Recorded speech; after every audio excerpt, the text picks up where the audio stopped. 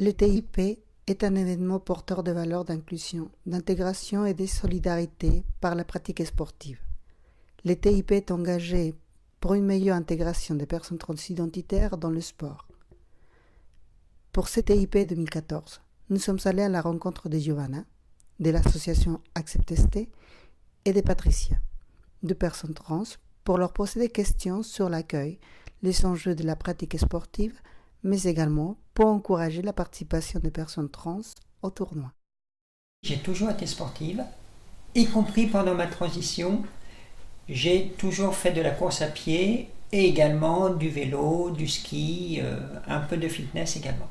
On a pensé que le sport pourrait être aussi une action qui pourrait nous aider à occuper l'espace public et être visible dans la société. Il n'est pas difficile de faire du sport quand on est une personne transidentitaire.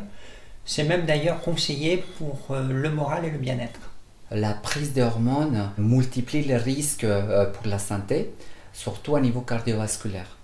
Et aussi quand une personne trans peut être touchée par le VIH, et donc l'interaction entre hormonothérapie et antirétroviraux va augmenter les risques cardiovasculaires. Donc effectivement, le sport il est très recommandé pour améliorer la santé. En tant que responsable de club sportif, ce que je ferais pour accueillir les personnes trans, déjà c'est de m'informer sur les parcours transidentitaires. La bienveillance et surtout le respect des personnes et aussi je crois que beaucoup de formations pour comprendre la spécificité des personnes transidentitaires. Chez Acceptes aujourd'hui, on a développé une action, on a dû travailler en amont avec des professeurs sportifs et aujourd'hui on fait de la natation 2 fois par semaine avec les personnes trans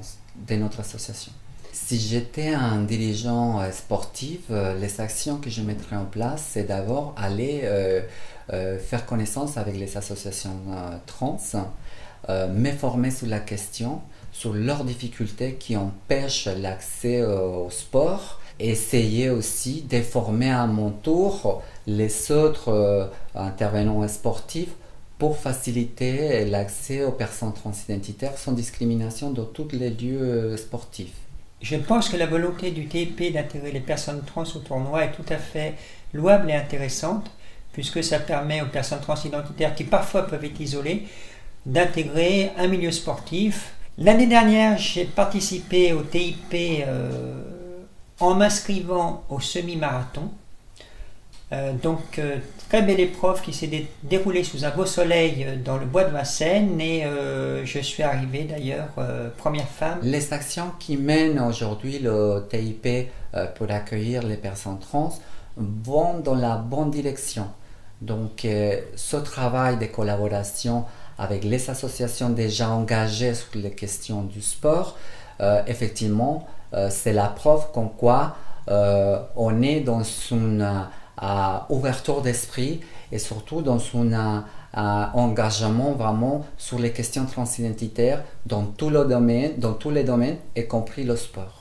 Je dirais à mes amis trans qu'elles peuvent tout à fait s'inscrire et participer au tournoi puisque l'accueil est absolument chaleureux et que on est accueilli, on est intégré tout à fait comme tout un chacun au niveau d'une compétition.